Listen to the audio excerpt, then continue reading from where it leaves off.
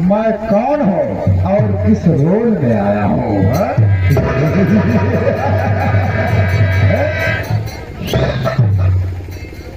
कसम भोलेनाथ की, आज मैं अति प्रसन्न हूँ। अपनी राम जनता को देखकर मैं खुशी से फूल नहीं समा रहा है।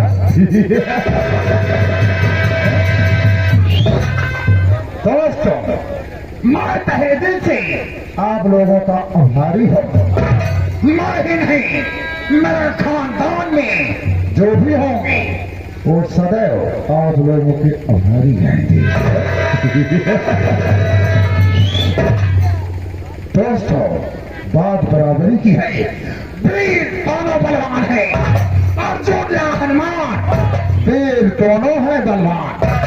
हनुमान नाम के सेवा तो राम हनुमान की सेवा, हम आपकी सेवा तो आप हमारे सेवक।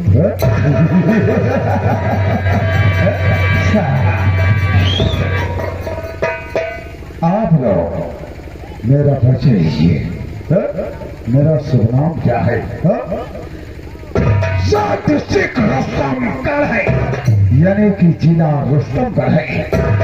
मौजा धनकपुर है और मैं यहाँ का माना जाना धनवान आदमियों से, दौलतमंद आदमियों में सबसे बड़ा दौलतमंद आदमी हूँ। मेरा सपना धनराज चोपड़ा है नाम मेरा। धनराज चोपड़ा है नाम मेरा। मकसद अपना बतलाएगा है आज जमाना पैसों का, पैसों का महल बनाऊंगा।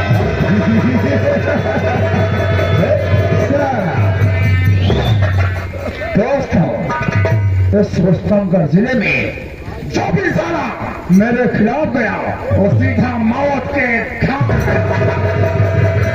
ये मेरा ऐलान है। जो हमसे बगावत किया हम उसको साले को जीने नहीं दिया। और इस रुस्तमगढ़ जिले में जितने भी गरीब दुखिया हैं, यानी कि आम जनता है, और रोज सुबह शाम मेरी हवेली में आकर के मेरे चरणों में अपना माथा टेकते हैं।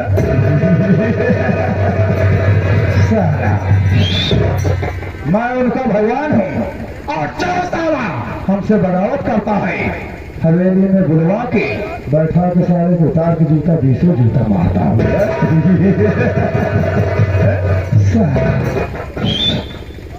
ये तो रहा मेरा परिचय। मेरे परिवार में 2 सदस्य हैं। पहला मैं स्वयं से धनराज चोपड़ा हूँ और दूसरा मेरा एक लड़का है जिसका नाम विमल चोपड़ा है।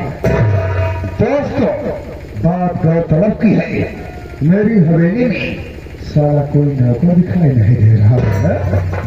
हराम जादो, कहाँ मर गए हो? पौना, कहाँ मर गया रे? सारा बाबू साहेब गए शंकर, जय शंकर, जय शंकर। हराम जादा, जब मैं हवेली में आता हूँ तो कहाँ मर जाता है? साहब, आज मैं चला गया था खेत की ओर, जो मोदी जी सांप छोड़ा वो सारे नुकसान कर रहे थे, वही देखते देखते मैं चला गया सरकार। आज इसको एक जरूरी काम करना है। क्या करना है बाबू साहब? मेरा लड़का विमल शहर में पढ़ाई कर रहा था और आज अचानक उसको फोन करके मैं घर बुलाया हूँ। भैया का? हाँ। अच्छा बाबू, मेरा लड़का स्टेशन पे पहुंच गया है। जी बाबू साहब। तो हवेली से गाड़ी लेकर के 4 पहिया 2 पहिया लेकर के जा और स्टेशन से बाइज्जत मेरे लड़के को लिवा के हवेली में आ। कैसी आपकी आज्ञा सरकार? जाओ। जय शंकर बाबू मैं साहब। हवेली में बैठ का इंतजार करता है। दोस्तों, ये रहा धनराज चोपड़ा और ये रही मेरी हवेली। खेल में तो मजा आ आएगा। मैं अपने लड़के का इंतजार करता हूँ।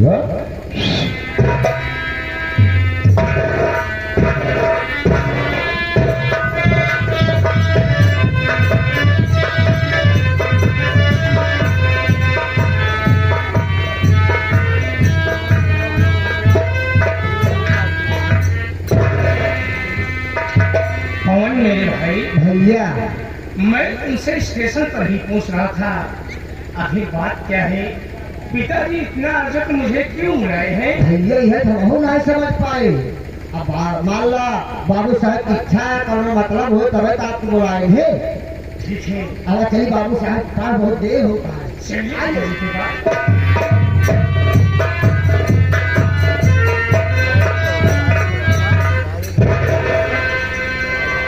बाबूजी के चरणों में विमल बेटे का प्रणाम।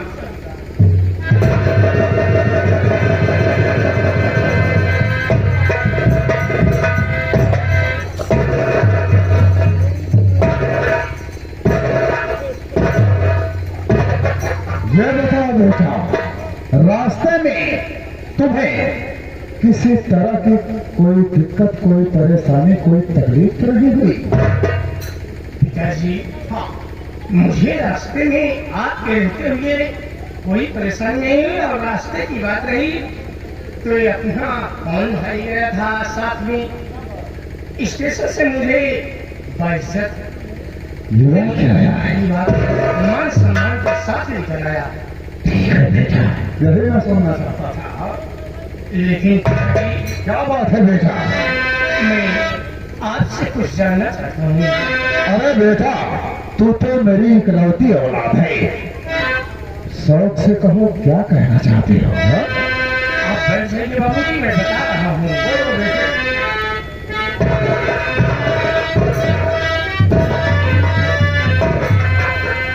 अरे पिताजी, पिताजी, बाबूजी। आखिर बात क्या है? My child, my sun, my boy, मेरे बच्चे, आखिर क्या बात है? बताओ। अरे पिताजी, मुझे आपने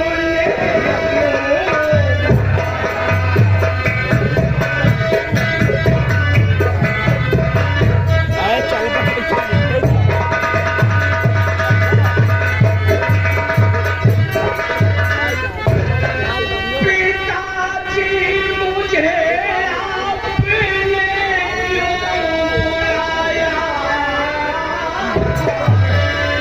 अरे कहो आपका बेटा दिल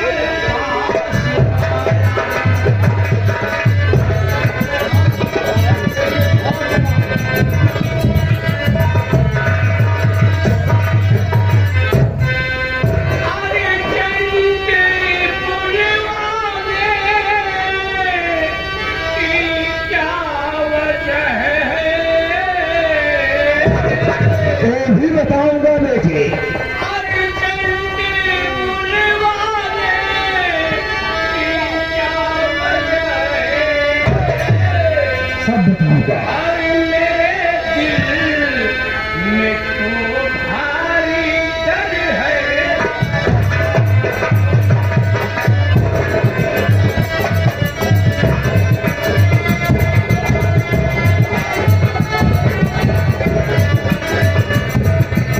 डर है समाया पापा, डर है समाया,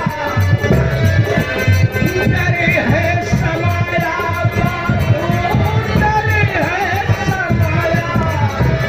अरे मेरे दिल में तो भारी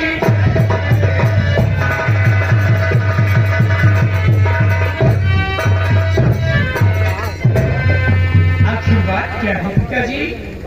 इतना जल्द फोन करके मुझे आप क्यों बुलाए हैं? बेटे, तुम घबरा रहे हो कि आखिर क्या बात हो सकती है जो कि पिताजी अचानक हमको बुलवा लिए है? सुनो बेटे, घबराने की कोई बात नहीं है।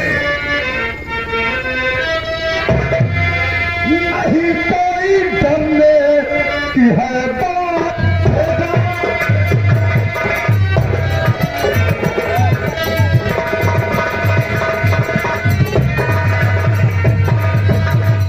नहीं कोई डरने की है बात बेटा, और सजाने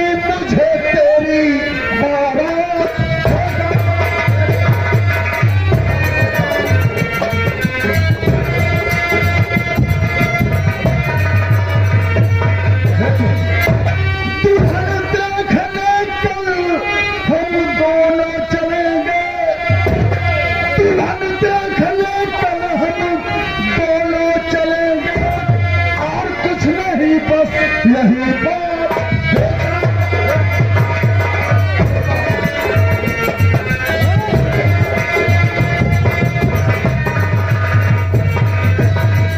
देखे हम तेरे लिए कल दुल्हन देखने चलेंगे।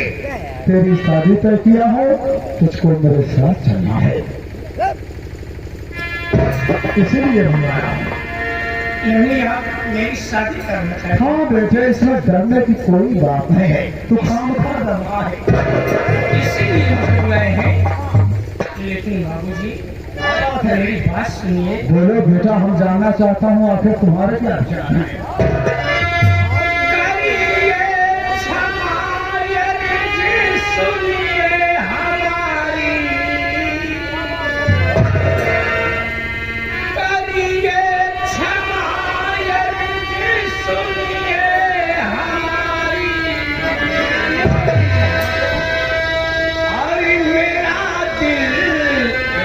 किसी और लड़की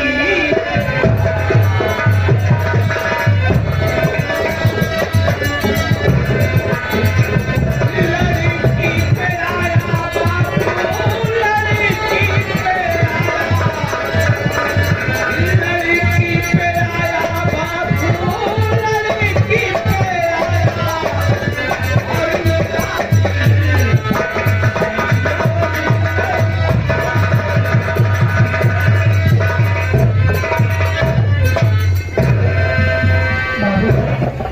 मेरी शादी करना चाहते हैं, लेकिन मेरे पास कुछ मजबूरियां हैं कि मैं किसी और लड़की से प्यार कर चुका हूँ। देखो मर्तुदार, मैं मानता हूँ तुम्हारा दोष नहीं है, सारा दोष जवानी का है। अक्सर जवानी में नौजवानों के कदम बहक जाते हैं। बेटा, मैं तुम्हारा बाप हूँ, मेरी बात सुनो।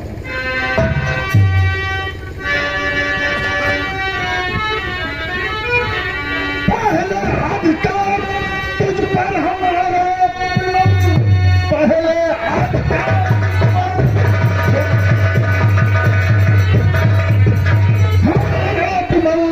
इसलिए जो कहोगे करेगा वही। बात जिस जगह पे है मैंने किया, दहेज में मिल रहा लाख रुपया।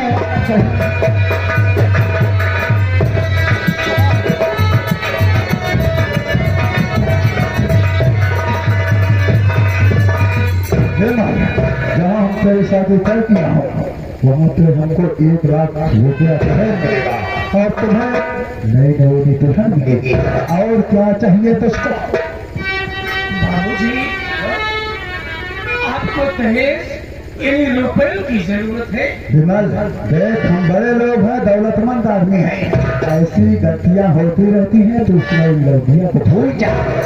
लेकिन बाबूजी, मेरे पास कुछ मजबूरियां हैं। क्या मजबूरियां हैं जिससे मैं शादी करने के लिए निकाल रहा हूँ? यही तो हम भी जानना चाहता हूँ रे, कि अपनी बात की बातों को तू याद क्यों कर रहा है? मेरी मजबूरी जानना चाहते हैं और सुनिए बाबूजी।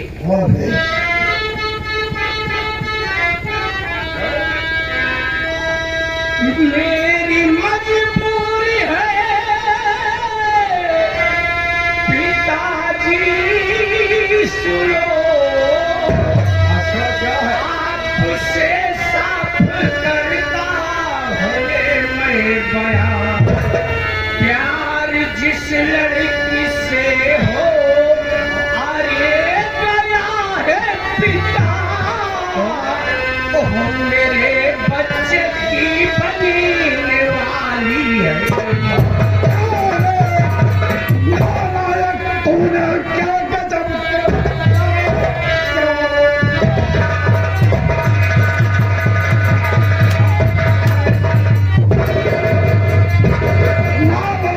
तूने क्या गजब कर दिया? काट में मेरी इज्जत मिला रहा है तो फूकेंगे मेरे हंसी पे सब पे सलामी। आग तुमने हमारे लगाया है।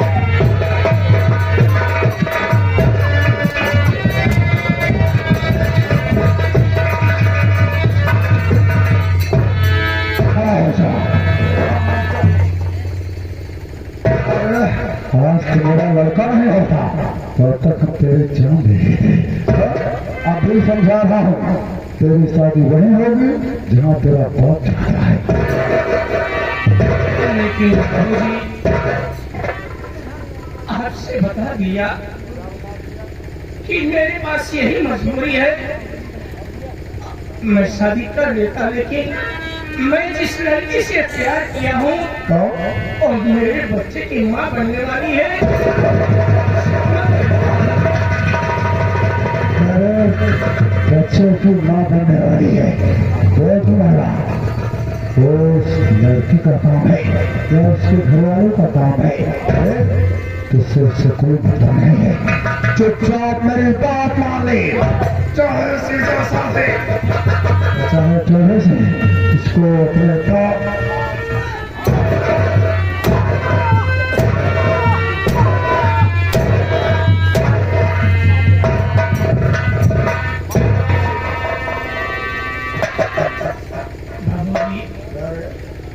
आप मानने की बात कह रहे हैं, लेकिन मैं उस लड़की से वादा कर चुका हूँ कि तेरे हिस्सा जीऊंगा, तेरे ही साथ मरूंगा।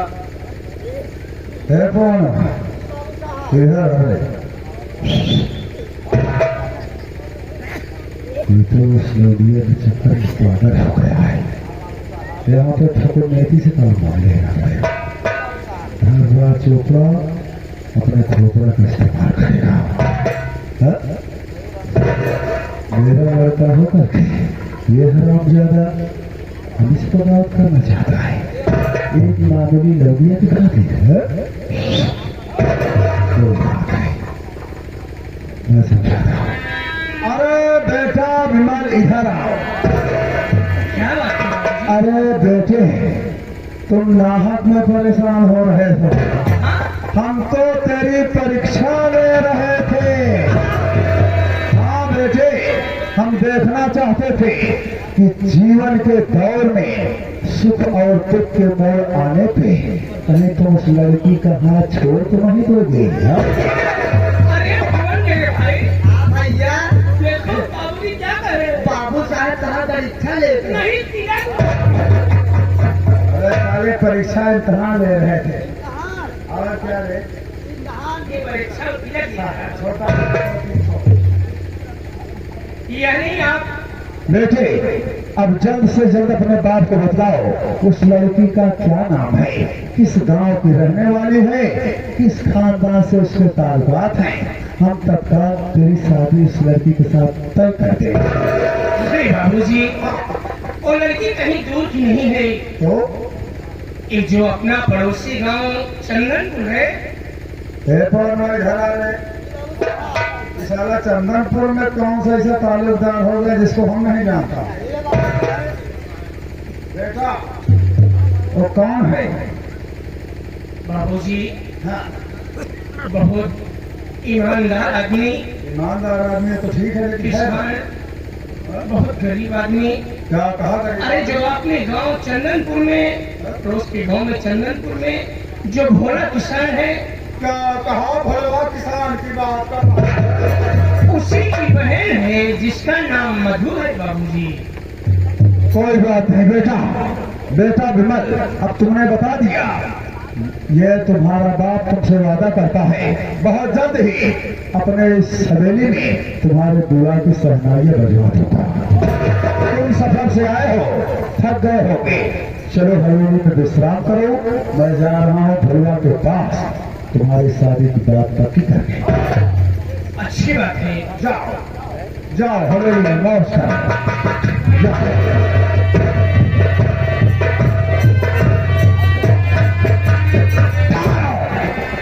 अबे ऐसा नहीं, ये हरामजादा बताओ मेरे 1 लाख रुपए तारीफ कर देना चाहता है। सही है बाबू साहब, धर्मराज चोपड़ा ने जवान दिया है, इसका क्या होगा?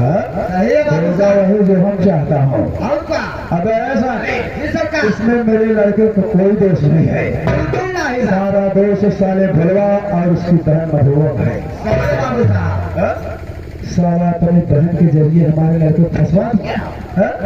और बड़े खानदान का लड़के सारा पैसा चूस चूस खा रहा है। सही है बाबू साहब। भरमा ये धरा चोपड़ा तेरी मौत होने की तेरे पास आ रहा है कमाने दोस्तों। ये रहा धरा चोपड़ा और ये रहा चोपड़ा का ऐलान। वक्त का इंतजार कीजिए, बाद में बात सारी बताऊंगा। अगला इस ग्रुप के